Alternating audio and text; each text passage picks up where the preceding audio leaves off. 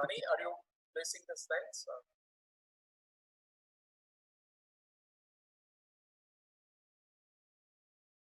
Sharon, is the Mani? Yes, sir. He's there. Yes, He'll sir. shortly share the slides. Sharing.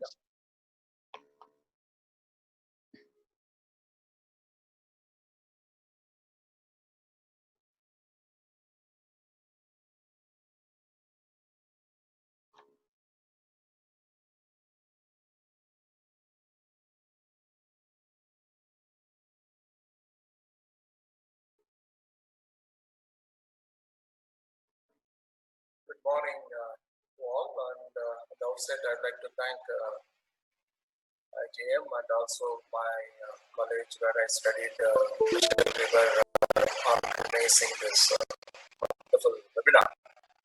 And first of all, I'd like to thank also my colleagues from the police departments. Wonderful work, sir.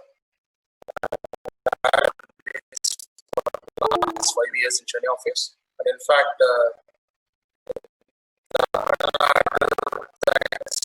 Mr. Thamarakannan, when he was in charge for child protection programs, we were able to bring in some curriculum revision in Tamil Nadu Police Academy. And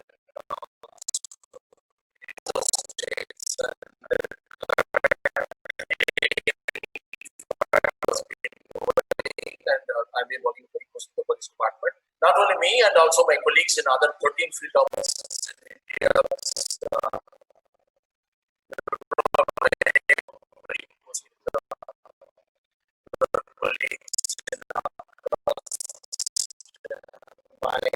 Actually, my earlier speaker touched upon this woman, especially the issues on women, especially in the context of COVID.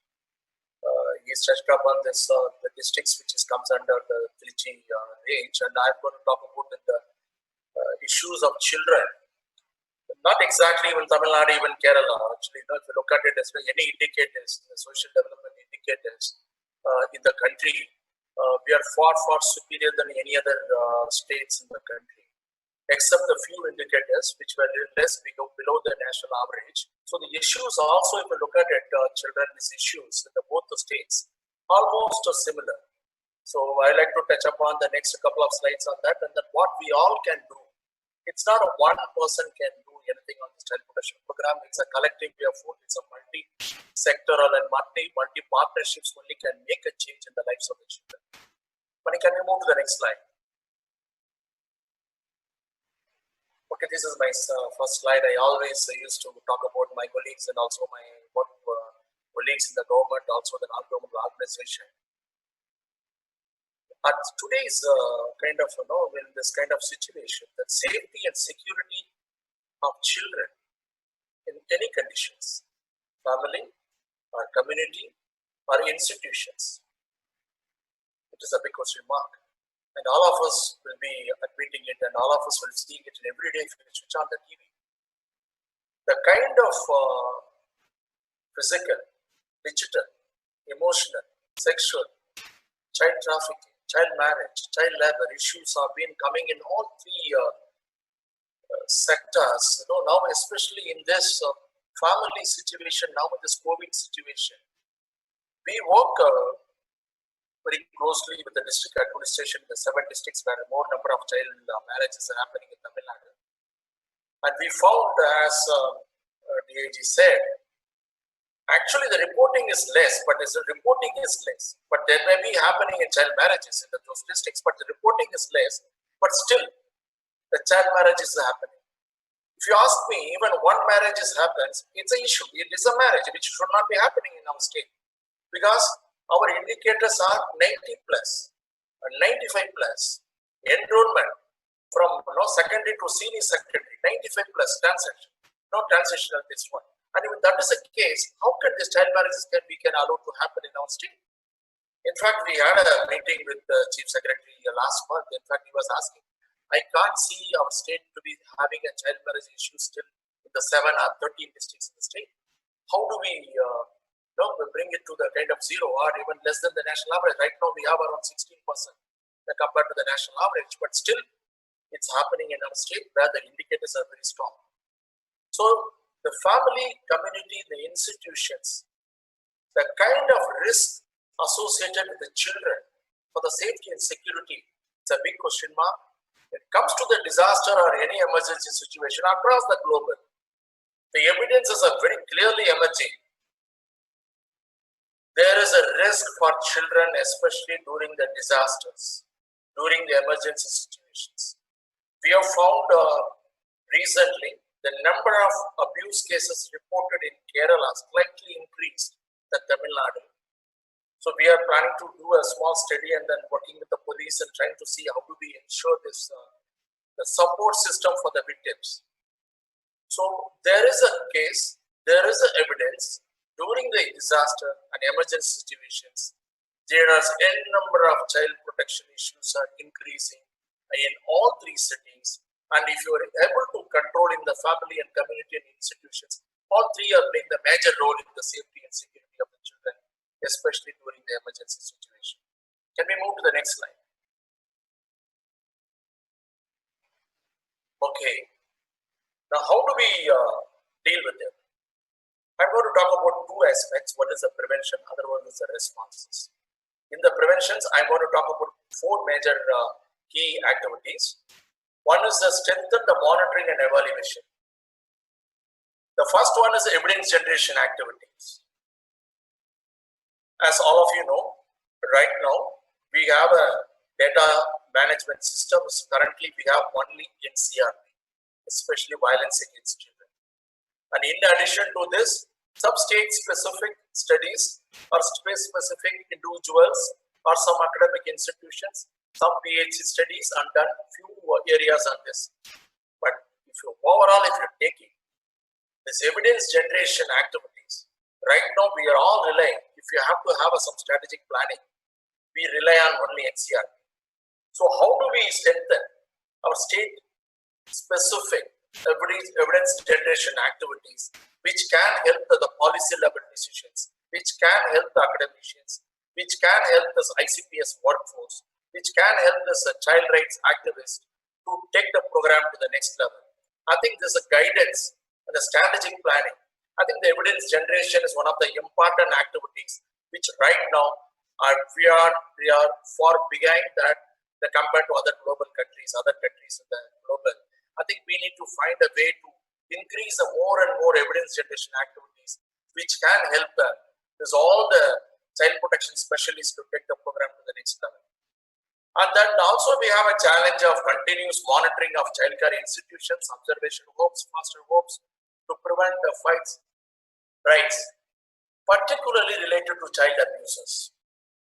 And again, I wanted to remind you all, and we have been witnessing it for the last 3-4 years in the newspapers or TVs, the kind of abuses happens and takes place in the homes. I don't call it as only childcare institutions alone, even other institutions which has got high risk, and also the 98% of the abusers are known to the child, and that it calls for immediately it's a parenting issues. And so what kind of a space or what kind of place which we are giving to our own children to talk about or to play with us. So all the accused are being known to the children, and 98%, it's all over global.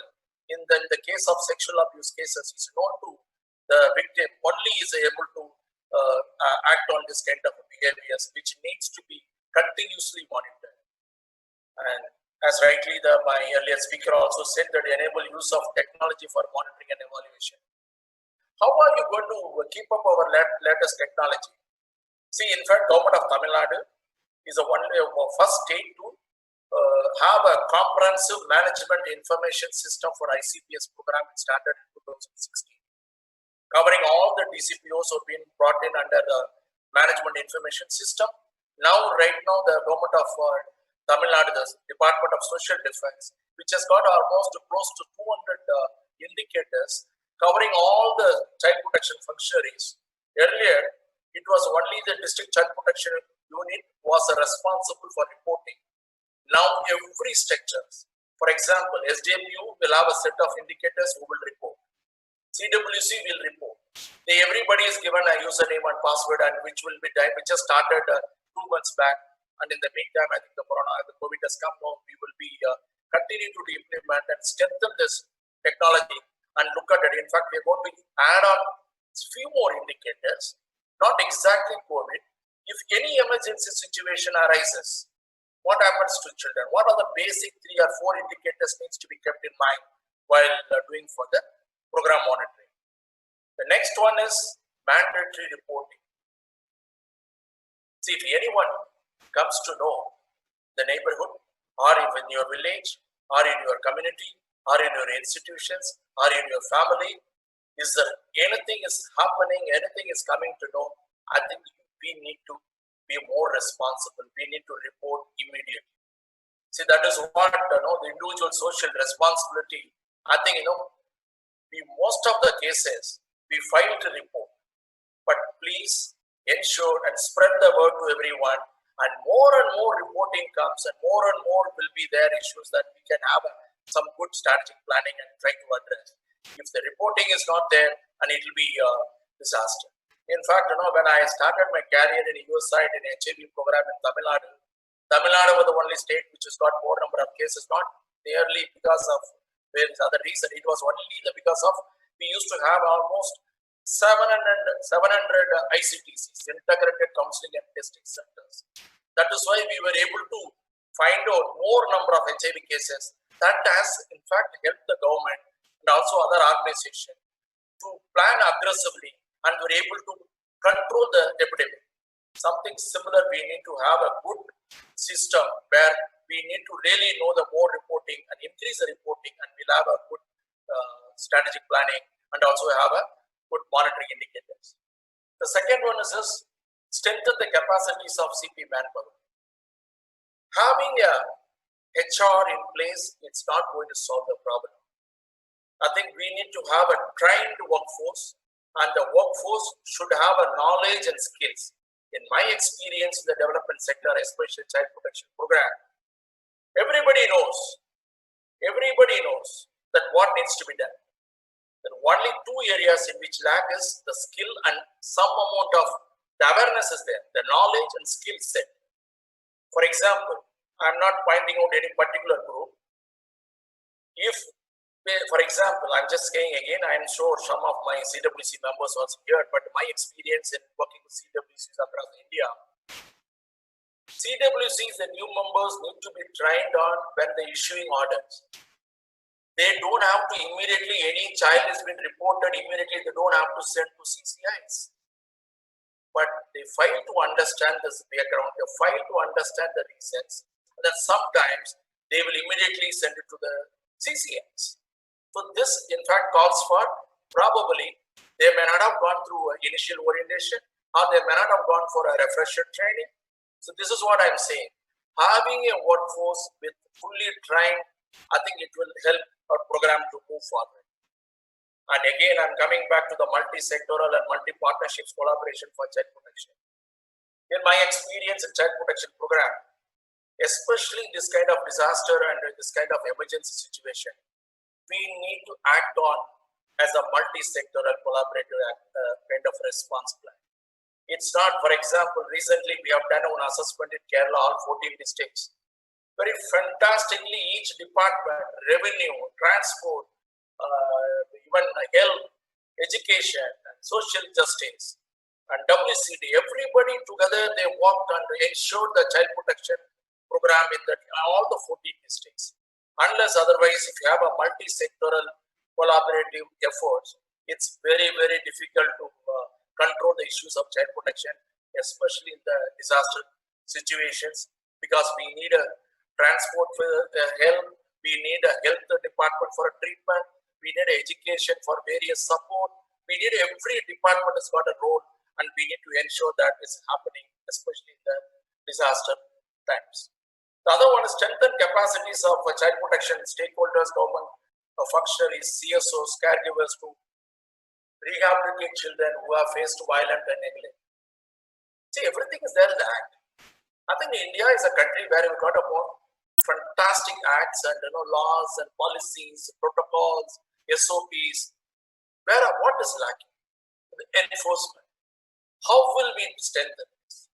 I think it is not one government alone can do this. It be very easy to know sometimes, I'm also being the child rights activist. We always used to, say other people, we just pass on the responsibilities. But I think, as an individual, if I work for a child protection program, all of us, I think I could see around 718 people are listening now. I think all of us got a role, bit a role into this. And how are you going to contribute to in the program which is run by the government or other stakeholders to add value to the efforts? It's individual who is going to contribute to make a huge difference in the program. And then strengthen the village level child protection committees. It is supposed to be a watchdog committee. And we have around 12,000 and odd watchdog committees are there in the state, which is called village level child protection committees. And UNICEF works very closely with the state government and also Department of Social Defense. We have done a consolidation exercise in the last 2 years in 6 districts. We had come out with a series of modules for the VLCPCs. The next 1 or 2 years, we will be seeing through this. It is strengthened in the villages to prevent all kind of issues, especially the safety and security of the children is ensured at the village level. I think this committee has got a major role. I think it's one of our joint mandate with the government of Tamil Nadu, and we are going to see that it's been working in a couple of years. And we have already started working on it. We are just holding it because of COVID issues come, and the government is going to be more aggressively pushing this activity. Money, next slide.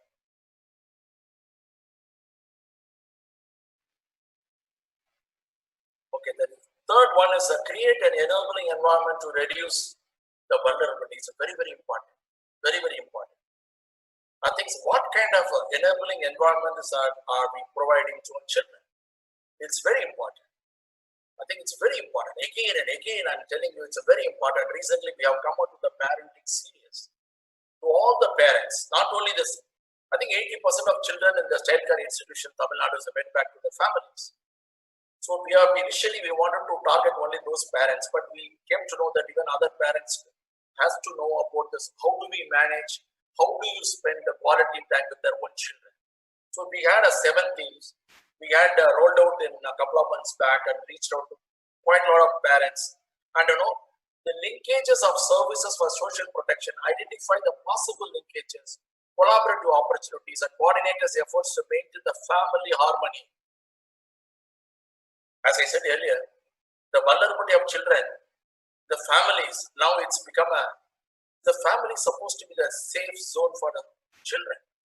But the kind of issues are reporting, the vulnerability for children, this families become one of the system in which they are not feeling very comfortable, they are not feeling safe. And I think we all should review this and talk to our own peers. How do we strengthen our family system? How do we strengthen our parenting in which the children are safe at home? The second one is that strengthen and implement psychosocial support at the community level. It's a very, very important. It's a very, very important psychosocial support. It's a PSS program. And what is happening at the right now? We have a number of counselors. I think we have around close to 4,000 to 5,000 counselors. How do we bring in the counselors in health, counselors in education, counselors in social welfare, counselors in other programs, come together and have a kind of one common training to address to the victim support plan? I think we need to have a support persons at every district. You know what happens? There's victims under POCSO cases that come to the hearing, and then after that, due to various reasons, we fail to do a follow.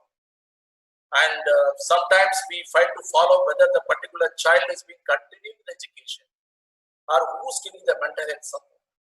So we need the kind of the issues arising across all 37 districts.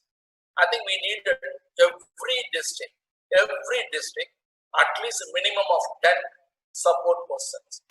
This again, Kerala, with the help of Childline Foundation, we were able to create a cadre of trained support person in all 14 districts in 2018 during the flood. Now, all those counselors, all those support persons were effectively being used during the COVID crisis. And departments were able to bring in back to all those trained resources. Something similar, I think, in every district. Like, right now we are making it like, COVID red, yellow, and green kind of, shades. So wherever the red zones are there, wherever even the yellow zones are there, how do you bring in the kind of, counselors on board and to provide online telephonic counseling support services? Recently, with the help of staff, we did a training for all the counselors of the social welfare on the telecounseling. How do you ensure the children went back to the family just to inquire and find out how their health about it, how they're feeling now with the families? Is there any risk associated with that? So the counselors have been trying to do a telecounseling, I think, which needs to be improved. And the next one is the contact community awareness, mass media, phone, internet, and messages and child protection, the following. I think it's a more and more when you create awareness, and the more and more people should come to know, the more and more the sessions are going to be held in schools. I think the more and more reporting is going to be increased. I think, one Mr.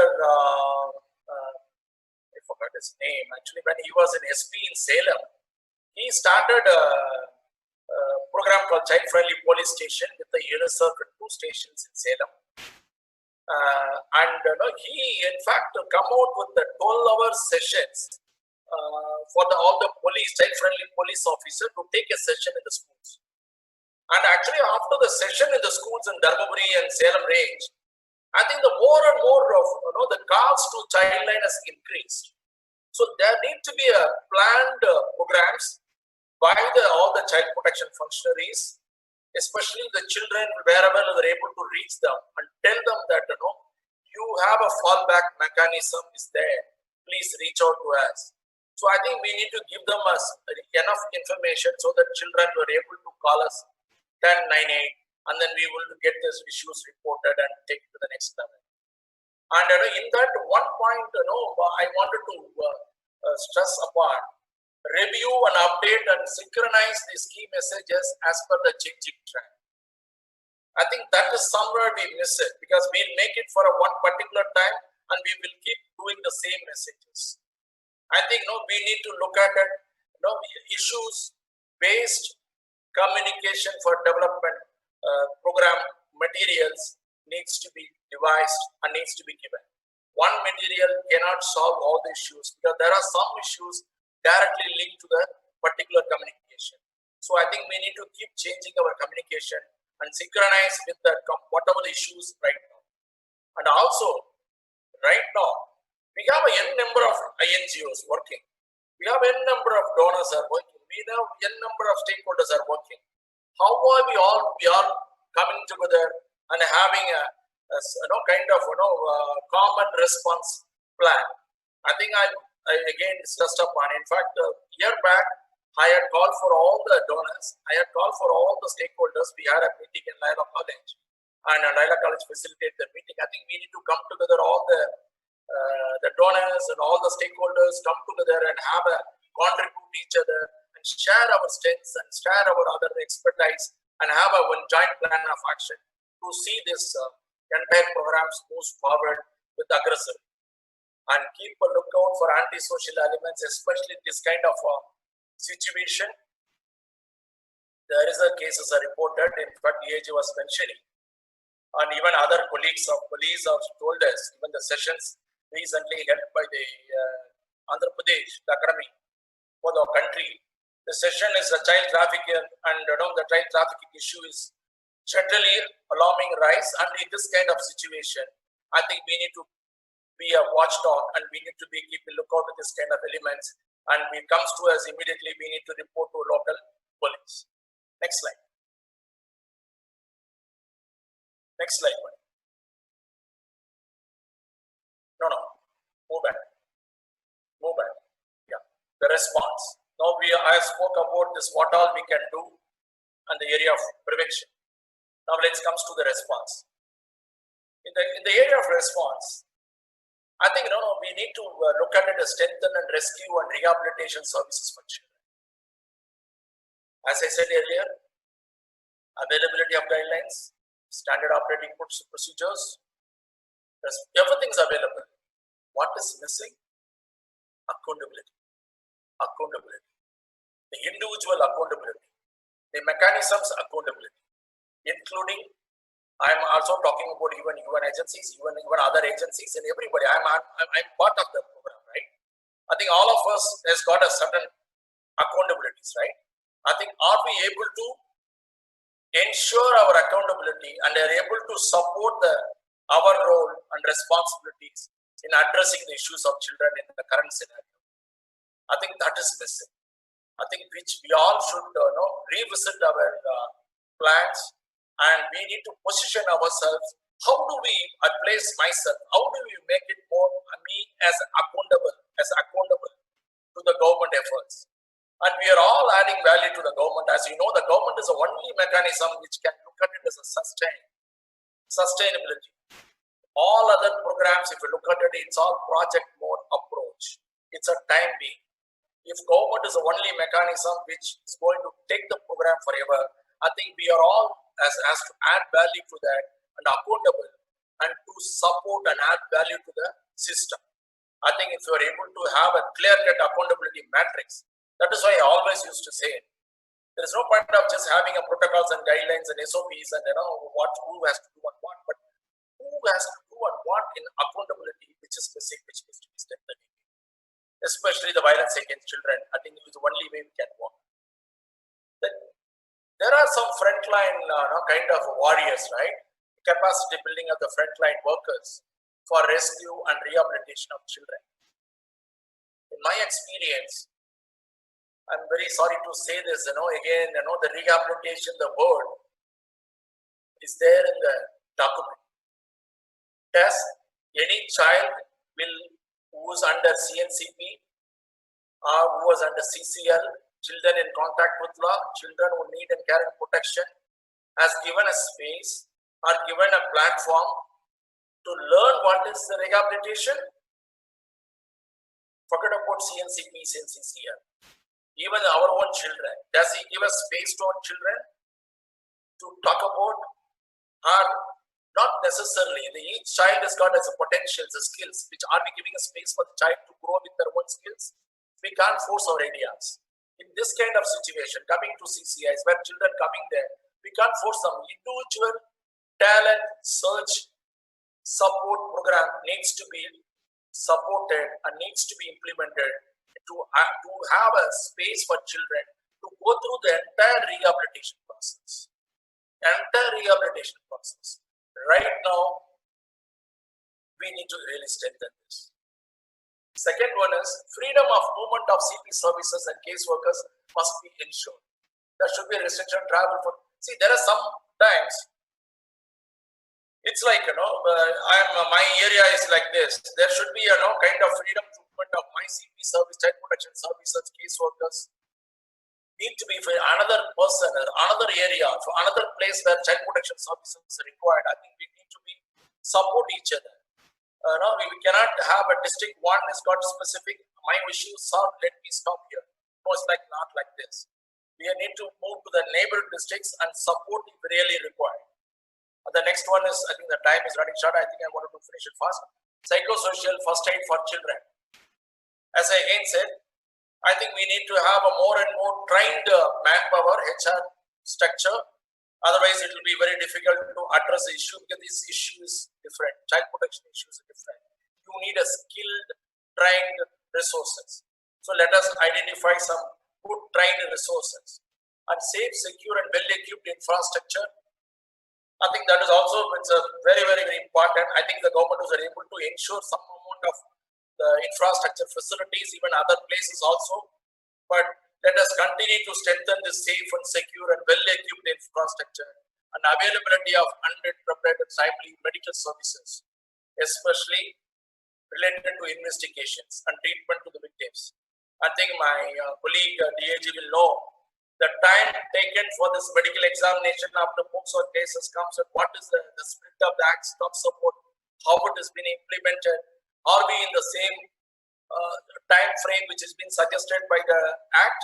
We need to look at it and strengthen, and victim support plan needs to be created and needs to be implemented effectively and efficiently. See, I always been told we need an efficient team, not effective team. The efficient team can ensure this kind of all the services are reached in time to the children. And then finally, the privacy and confidentiality. I think in the third part, I think we have more and more medias have been, we had a media sensitizations for various years, multiple years. UNICEF works with the media also, or my colleague communication division. I think we are far better than any other states. I think we are moved away from that. Medias are able to be sensitive now.